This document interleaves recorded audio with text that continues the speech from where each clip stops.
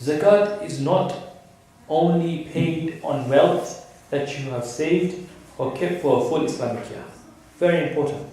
This is a misconception and something which many of us might have heard, that you have to have particular wealth for the entire year to pay zakat. That's not true. You can, as long as you have been activated as a nisab holder, you had nisab, then whatever you have 1 year later, whatever you have 1 year later, if it's above nisab, you pay zakat upon it. Even if you acquired that wealth 1 day before your zakat day. So if I was supposed to pay zakat today, yesterday I received £1,000, I'll have to pay zakat upon that £1,000. Even though it's been in my possession and ownership for less than 24 hours, I have to pay zakat. Okay? So it's not based upon my entire earnings per annum or whatever I've held for the year. That's not the case. Zakat is not calculated according to how much you're earning per year. Okay? It's basically deducting your liabilities, from your assets. And the net sum is what you pay zakat upon. That's all it is. So you calculate your assets, you'll see your liabilities, deduct your liabilities from your assets, and pay on the net amount. Zakat is an individual obligation and should be calculated individually, not collectively. Very important. Because zakat isn't a household worship. It's not an ibadah for household.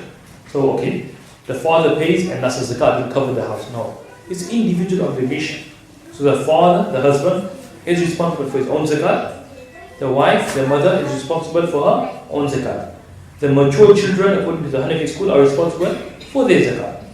Yes, with saying that, the father or the husband may pay zakat on behalf of the other members, but if you choose to pay zakat on behalf of the family, you will have to assess and calculate each person's assets and liabilities separately. You can't merge your liabilities or merge your assets together. Every single person will be calculated separately. Neither can I spread my liabilities upon everybody else. So you calculate each person's individually, and then the father or the husband, after getting some form of acknowledgement from the rest, I'm paying you zakat on your behalf, he may pay on other people's behalf. Okay. D, it's important to go through the calculation process formally and not just guesstimate from the outset. Very important. Just like a person who wants to perform salah in a desert, he has to try and work out where the qibla is. Correct? He'll try and work out, he might use his app, he'll look at the sun, and then wherever, as long as you worked it out and you are confident this is the qibla and you perform that way, your salah is done. Okay? Likewise with zakat. You have to calculate. You can't just estimate and guess, it must be too far. No. You have to try to work out, to come to a sum. Okay? Try your best. As long as you're content, you've done everything you can to calculate, you've given your best go, then inshallah, that is fine, you're covered there. Okay, but you can't just say, it might be £5, I'll pay £5.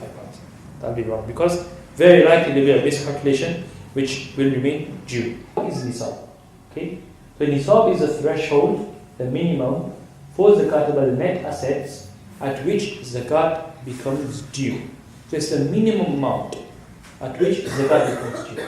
Now there are two different nisabs we have in Sharia. Two nisabs. Now everybody asks, why are there two nisabs? Yesterday we had received a phone call. A brother just couldn't understand the logic of using gold nisab or why we don't use gold nisab. Now these two nisabs have come about because in the time of the Prophet ﷺ, gold and silver were the currencies. They were the currencies. People would use gold and silver as a medium of exchange. That was the legal tender. So if you want to go buy a loaf of bread, you'd use gold coins, you'd use silver coins. Okay? So some people only had gold coins. It's like having dollars and pounds. Some people, if you live in America, can have dollars. Right? So same thing back in the days. Some people only traded in gold. They were more affluent, more wealthy, and they had gold coins. So for such people, they'd use a gold nisab. Okay? Other people used to trade in silver coins, you can say in euros or pounds. So they would use a silver nisab. Okay? So that's why our scholars say, and this is a principle across the board, that if a person has mixed assets, he'll use a silver nisab. If you only have gold, that's when you use a gold nisab, basically. Right? So only when you have gold, Now, when will a person only have gold? We had some queries where some sisters only had gold from the wedding and never had any cash whatsoever. Whenever they want something, the husband buys for them. Okay. So in that case, a sister will use gold because that's the only asset class she has. Okay. So what is the gold nisab then? What is the threshold? Okay. So 20 mithqal of gold. Mithqal is basically a weight. Okay. 20 mithqal of gold, which equals to 87.48 grams. Okay. Mithqal is approximately 4.37 grams, something like that, top of my head, right? 4.3 grams. And it also differs. Like the Shafi'i school have a different opinion. They say 20 mithqal of gold, but their mithqal is different. The weight, the mithqal is a weight. And so according to the Shafi'i school, the nisab is 85 grams, not 87.48 grams. Okay? Because there's a difference in opinion on the weight of mithqal. Okay? 200 dirhams of silver, that's the other thing. Dirhams were silver coins. Okay? Which equates to 612.36 grams of silver. Okay? Which equates to approximately 210 pounds. Now this fluctuates because it's based and pegged upon the silver price. It will fluctuate with the silver price. So when silver increases, the nisab will increase. Silver, there's a dip in silver price, the nisab will also decrease. Okay? So you use silver nisab if you have a mixture of assets. So most people now, to see if they reach the threshold, what will we use? Which nisab? Silver nisab. Okay, we'll use the silver nisab, which is approximately, today it's around 218 pounds approximately. Okay. And as in the Shafi'i school, there's a difference also there.